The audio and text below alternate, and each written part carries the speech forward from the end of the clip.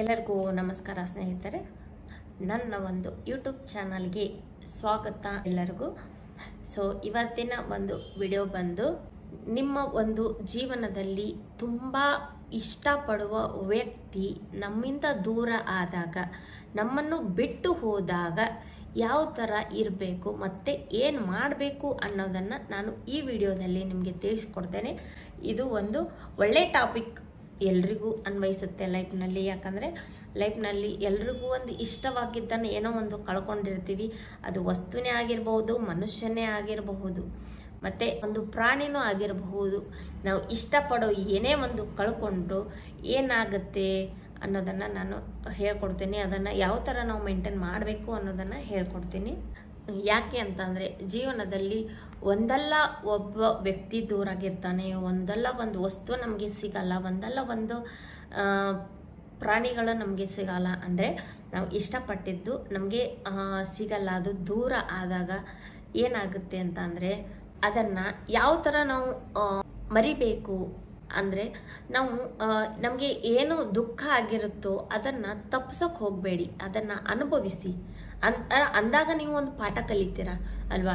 ಇವಾಗ ಒಂದು ಯಾರೋ ಒಬ್ಬರು ಮನುಷ್ಯನ ನೀವು ಇಷ್ಟಪಡ್ತೀರಾ ತುಂಬ, ಅವರು ಸಡನ್ನಾಗಿ ಏನೋ ಡೆತ್ ಆಗಿರಬಹುದು, ಆಮೇಲೆ ಅವರು ನಮ್ಮಿಂದ ದೂರನೂ ಆಗಿರಬಹುದು, ನಮ್ಮನ್ನು ಬಿಟ್ಟು ಹೋಗಿರಬಹುದು, ಅಂದರೆ ನಮ್ಮನ್ನು ಅವಾಯ್ಡ್ ಮಾಡಿ ಹೋಗಿರಬಹುದು. ಆವಾಗ ನಮಗೆ ನೋವಾಗುತ್ತೆ ಅಲ್ವಾ. ಆವಾಗ ನಾವು ಏನು ಅರ್ಥ ಮಾಡ್ಕೋಬೇಕು ಅಂದರೆ ಹೋಗಿದ್ದು ಹೋಯ್ತು, ವಾಪಸ್ ಬರಲ್ಲ ಅನ್ನೋದನ್ನು ನಾವು ಇಲ್ಲಿ ಅರ್ಥ ಮಾಡ್ಕೋಬೇಕು. ಯಾಕಂತಂದರೆ ಒಂದು ವಸ್ತು, ಗ್ಲಾಸ್ ಇರೋದು ಒಂದು ವಸ್ತು ಇರುತ್ತೆ, ಅದು ಕೆಳಗಡೆ ಬಿದ್ದಾಗ ಒಡೆದಿರುತ್ತೆ. ಅದನ್ನು ಎಷ್ಟು ನಾವು ಜೋಡಿಸಿದ್ರೂ ಸರಿ ಅಂತೂ ಆಗಲ್ಲ ಅಲ್ವಾ. ಸರಿ ಆಗದೇ ಇದ್ದಾಗ ಅದನ್ನು ನಾವು ಒಪ್ಕೋಬೇಕು. ಸಹಜವಾಗಿ ಒಪ್ಕೊಳ್ಳೋದೇ ಒಂದು ದೊಡ್ಡ ಗುಣ. ಒಪ್ಕೊಳ್ಳಿಲ್ಲ ಅಂದರೆ ಅದು ನಮಗೆ ನಷ್ಟ. ಒಪ್ಕೊಂಡು ನಾವು ಅದನ್ನು ಅರ್ಥಕೊಂಡ್ರೆ ಒಳ್ಳೆಯದು. ಅದನ್ನು ಅಲ್ಲಿಗೆ ಬಿಟ್ಟು ನಾವು ಮರಿತೀವಿ. ಒಂದಲ್ಲ ಒಂದು ದಿನ, 4 ದಿನ, 1 ವಾರ, 1 ತಿಂಗಳು ಆದಮೇಲೆ ಮರಿತೀವಿ. ನಾವು ಅದನ್ನು ಒಪ್ಕೊಳ್ಳದೇ ಇದ್ದಾಗ ಮರೆಯೋದೇ ಇಲ್ಲ. ಏಕಂತಂದರೆ ಅದನ್ನು ನಾವು ಅಷ್ಟು ಅಟ್ಯಾಚ್ ಆಗಿರ್ತೀವಿ ಆ ವಸ್ತುವಿಗೆ. ಅದು ಬರಲ್ಲ ಅಂತ ಗೊತ್ತಿದ್ರೂ ಕೂಡ ನಾವು ಅದರಿಂದ ಆಸೆ ಪಡೋದು ತಪ್ಪು ಅಲ್ವಾ. ಇವಾಗ ಒಬ್ಬ ಮನುಷ್ಯನಿಗೆ ನಾವು ಇಷ್ಟಪಡ್ತಾ ಇದ್ದೀವಿ ಅಂದರೆ ಆ ವ್ಯಕ್ತಿ ನಮ್ಮಿಂದ ದೂರ ಆಗಿದ್ದಾನೆ ಅಂದರೆ ಬಿಟ್ಟು ಬಿಡೋದು ಒಳ್ಳೆಯದು. ಯಾಕಂತಂದರೆ ವಾಪಸ್ ಬರಲ್ಲ ಆ ವ್ಯಕ್ತಿ ಅಲ್ವಾ. ಒಮ್ಮೆ ಹೋದ ವ್ಯಕ್ತಿ ಮತ್ತೆ ಬರೋಕ್ಕೆ ಸಾಧ್ಯನಾ?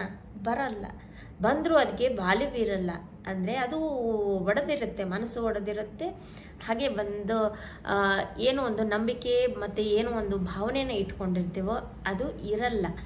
ಅದಕ್ಕೋಸ್ಕರ ಅದನ್ನು ಸಹಜವಾಗಿ ನಾವು ಎಕ್ಸೆಪ್ಟ್ ಮಾಡಿಕೊಂಡು ರಿಯಾಲಿಟಿನ ತಿಳ್ಕೋಬೇಕು. ಇಲ್ಲಿ ಪ್ರೀತಿ ಅನ್ನೋದು ಎಷ್ಟು ಮುಖ್ಯನೋ ಅದಕ್ಕೆ ನೋವು ಕೂಡ ಇದೆ ಅನ್ನೋದು ಅಷ್ಟೇ ಮುಖ್ಯ. ಆ ವ್ಯಕ್ತಿ ಬಿಟ್ಟು ಹೋಗಿದ್ದಾನೆ ಅಂದರೆ ಅದಕ್ಕೆ ನೋವು ಇರೋದು ಅಷ್ಟೇ ಮುಖ್ಯ ಅಲ್ವಾ.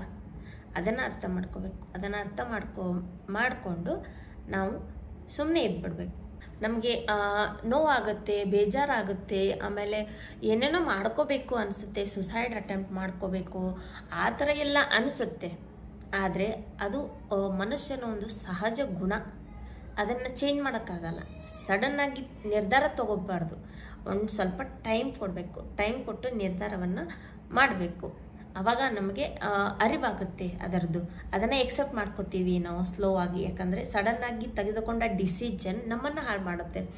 ಅದಕ್ಕೋಸ್ಕರ ನಿಧಾನವಾಗಿ ನಿರ್ಧಾರಗಳನ್ನು ತೆಕ್ಕೋಬೇಕು. ಒಂದು ಎಕ್ಸಾಂಪಲ್ ಗೊತ್ತಾ, feel it to heal it ಅಂದರೆ ಮೊದಲು ಅದನ್ನು ಅನುಭವಿಸ್ಬೇಕು. ನಾವು ಬಂದಿರೋ ನೋವನ್ನು ಅನುಭವಿಸ್ಬೇಕು. ಟು ಹೀಲ್ ಇಟ್ ಮೀನ್ಸ್ ಅದು ಹೀಲ್ ಅಂದರೆ ರಿಕವರಿ, ಅಂದರೆ ಕಡಿಮೆ ಆಗುತ್ತೆ. ಅದನ್ನು ಅನುಭವಿಸ್ಬೇಕು, ದೂರ ಹೋಗುತ್ತೆ ಅಲ್ವಾ. ಇಷ್ಟೇ ಅರ್ಥ ಮಾಡ್ಕೋಬೇಕು. ನೆಕ್ಸ್ಟ್ ಬಂದುಬಿಟ್ಟು ಅವನು ಆಗಿರ್ಬೋದು, ಅವಳು, ವಸ್ತು ಏನೇ ಒಂದು ಆಗಿರಲಿ, ಅವರು ಯಾಕೆ ನಮ್ಮನ್ನು ಬಿಟ್ಟು ಹೋಗ್ತಾರೆ ಅಂದರೆ ಅವರು ನಮ್ಮ ಒಂದು ಜೀವನದಿಂದ ಬಿಟ್ಟು ಹೋಗಿದ್ದಾರೆ ಅಂದರೆ ನಾವು ಅವ್ರ ಹಿಂದೆ ಹೋಗಬಾರ್ದು. ಯಾಕೆ ಹೋಗಬಾರ್ದು? ಅವರು ನಮ್ಮ ಜೀವನದಲ್ಲಿ ಏನೋ ಒಂದು ಪಾಠ ಕಲಿಸೋಕೆ ಬಂದಿರ್ತಾರೆ, ಮುಖವಾಡಗಳನ್ನು ಹಾಕೊಂಡು ಬಂದಿರ್ತಾರೆ, ನಮಗೆ ಮೋಸ ಮಾಡೋಕ್ಕಂತ ಬಂದಿರ್ತಾರೆ ಅಂತ ಹೇಳಿಬಿಟ್ಟು ನಾವು ಅರ್ಥ ಮಾಡ್ಕೋಬೇಕು. ನಾವು ನಿಯತ್ತಾಗಿದ್ದೀವಿ, ಓಕೆ, ಅವರು ನಿಯತ್ತಾಗಿಲ್ವಲ್ಲ. ಅದನ್ನು ಅರ್ಥ ಮಾಡ್ಕೋಬೇಕು. ಅದನ್ನು ಅರ್ಥ ಮಾಡಿಕೊಂಡು ನಾವು ಅವ್ರ ಹಿಂದೆ ಓಡೋದನ್ನು ಬಿಡಬೇಕು. ಯಾಕಂದರೆ ಅಲ್ಲಿ ನಮಗೆ ವ್ಯಾಲ್ಯೂ ಇರಲ್ಲ ಅವ್ರ ಹಿಂದೆ ಓಡಿದ್ರೆ. ಸೊ ಅದನ್ನು ಬಿಟ್ಟು ಬಿಡಬೇಕು. ಅದ್ರ ಹಿಂದೆ ಹೋದರೆ ನಮಗೆ ವ್ಯಾಲ್ಯೂ ಇಲ್ಲ ಅಲ್ವಾ. ಅವರು ಬಂದಿದ್ದಾರೆ ಅಂದರೆ ಒಂದು ಪಾಠ ಕಲಿಸಿದ್ದಾರೆ, ಆ ಪಾಠನ ನಾವು ಕಲ್ತಿದ್ದೀವಿ, ಅನುಭವಿಸಿದ್ದೀವಿ. ನಾವು ನೆಕ್ಸ್ಟ್ ಟೈಮ್ ಈ ಥರ ನಮಗೆ ಆಗಲ್ಲ ಅನ್ನೋದನ್ನು ನಾವು ಅರ್ಥ ಮಾಡ್ಕೋಬೇಕು. ಯಾಕಂದರೆ ಕಲಿತಂಥ ಪಾಠ ಮರಿಬೋದು, ಅನುಭವಿಸಿದ ಪಾಠನ ಮರೆಯೋಕ್ಕಾಗಲ್ಲ. ಅದಕ್ಕೆ ಅದನ್ನು ಬಿಟ್ಬಿಡ್ಬೇಕು, ಅದರ ಹಿಂದೆ ಹೋಗಬಾರ್ದು. ಯಾಕಂತಂದರೆ ನಮ್ಮ ಜೀವನದಲ್ಲಿ ಯಾರೂ ಶಾಶ್ವತ ಅಲ್ಲ, ನಮ್ಮವರೇ ನಮಗೆ ಶಾಶ್ವತ ಅಲ್ಲ, ಎಲ್ಲರೂ ಒಂದಿನ ಬಿಟ್ಟು ಹೋಗ್ತಾರೆ. ಸೊ ಅದಕ್ಕೋಸ್ಕರ ಬಂದವರು ಹೋಗಲೇಬೇಕು ಅನ್ನೋದನ್ನು ನಾವು ತಿಳ್ಕೊಬೇಕು.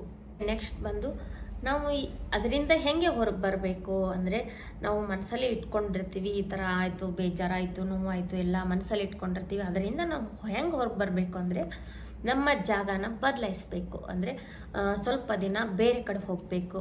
ಅಂದರೆ ನಮ್ಮ ರಿಲೇಷನ್ಸ್ ಮನೆಗೋ, ಆಮೇಲೆ ನಾವು ಬೇರೆದವ್ರ ಜೊತೆ ಮಿಂಗಲ್ ಆಗಬೇಕು, ನಮ್ಮ ಫ್ರೆಂಡ್ಸ್ ಜೊತೆಗೆ ಈ ಥರ ಎಲ್ಲ ಮಿಂಗಲ್ ಆಗಬೇಕು. ಆಮೇಲೆ ನೆಕ್ಸ್ಟ್ ಬಂದುಬಿಟ್ಟು ಸಾಂಗ್ ಕೇಳೋದಾಗಲಿ, ಮ್ಯೂಸಿಕ್ ಕೇಳೋದಾಗಲಿ, ನಮಗೆ ಏನು ಇಂಟ್ರೆಸ್ಟ್ ಅನಿಸುತ್ತೋ ಡೈವರ್ಟ್ ಮಾಡ್ಕೊಳ್ಳೋಕ್ಕೆ ಅದನ್ನೆಲ್ಲ ಮಾಡಬೇಕು. ಮತ್ತು ಧ್ಯಾನ ಮಾಡಬೇಕು.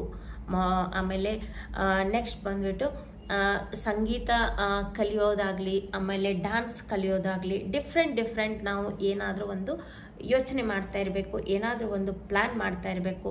ಆವಾಗ ನಾವು ಅದನ್ನು ಮರೆಯೋಕ್ಕೆ ಸಾಧ್ಯ ಆಗುತ್ತೆ. ನೆಕ್ಸ್ಟ್ ಬಂದುಬಿಟ್ಟು ನಿಮ್ಮನ್ನು ನೀವು ಇಷ್ಟಪಡಬೇಕು. ಅವ್ರು ಬಿಟ್ಟು ಹೋಗಿದ್ದಾರೆ ಅಂತ ಹೇಳಿಬಿಟ್ಟು ನಾನು ಸರಿ ಇಲ್ಲ, ಅದಕ್ಕೆ ಬಿಟ್ಟು ಹೋದರು, ನಾನು ಕರೆಕ್ಟಾಗಿಲ್ಲ, ನಾನು ನಿಯತ್ತಾಗಿಲ್ಲ, ಬಿಟ್ಟು ಹೋದರು ಅನ್ನೋದು ಬೇಡ. ಯಾಕಂದರೆ ನೀವು ಹೇಗಿದ್ದೀರಾ ಅನ್ನೋದು ನಿಮ್ಗೆ ಗೊತ್ತಿರುತ್ತೆ, ಬೇರೆದವ್ರಿಗೆ ಗೊತ್ತಿರಲ್ಲ. ನಿಮ್ಮ ಒಂದು ವ್ಯಾಲ್ಯೂ ಅವರಿಗೆ ಗೊತ್ತಿರಲ್ಲ. ಸೊ ಅದಕ್ಕೋಸ್ಕರ ನೀವು ಸೆಲ್ಫ್ ಲವ್ ಇರಬೇಕು. ನಿಮ್ಮ ಮೇಲೆ ನಿಮಗೆ ಪ್ರೀತಿ, ಗೌರವ ಅನ್ನೋದು ಇದ್ದರೆ ನೀವು ಚೇಂಜ್ ಆಗ್ತೀರಾ. ಒಂದು ಅರ್ಥ ಮಾಡ್ಕೋಬೇಕು, ಬಿಟ್ಟು ಹೋದವರು ನಮ್ಮ ಒಂದು ಜೀವನದ ಒಂದು ಅಧ್ಯಾಯ ಮಾತ್ರ. ನಾವು ಇಡೀ ಒಂದು ಪುಸ್ತಕನೇ ಆಗಿರ್ತೀವಿ ಅಲ್ವಾ. ಅವರು ಒಂದು ಅಧ್ಯಾಯ ಅಂದರೆ ಟರ್ನ್ ಮಾಡಿದ ಮೇಲೆ ನೆಕ್ಸ್ಟ್ ಟಾಪಿಕ್ ಬರುತ್ತೆ. ಸೊ ಲೈಫು ಅದೇ, ಟರ್ನ್ ಮಾಡಬೇಕು. Next life end start means ಅವ್ರು ಹೋದ್ರು ಎಂಡ್. ನೆಕ್ಸ್ಟ್ ನಮ್ಮದು ಸೆಲ್ಫ್ ಏನಿದೆನೋ ಸ್ಟಾರ್ಟ್ ಮಾಡಿದ್ವಿ ಅಂದರೆ ಸ್ಟಾರ್ಟ್, ಲೈಫ್ ಜರ್ನಿ ಸ್ಟಾರ್ಟ್ ಆಗುತ್ತೆ. ಅಂದರೆ ಯಾರು ನಮ್ಮವ್ರು ಅಲ್ಲ. ಆಮೇಲೆ ಸಮಯ ಅನ್ನೋದೊಂದಿದೆ. ಸಮಯ ಅನ್ನೋದು ಎಲ್ರಿಗೂ ಬರುತ್ತೆ, ಒಳ್ಳೆಯವರಿಗೂ ಬರುತ್ತೆ, ಕೆಟ್ಟವರಿಗೂ ಬರುತ್ತೆ.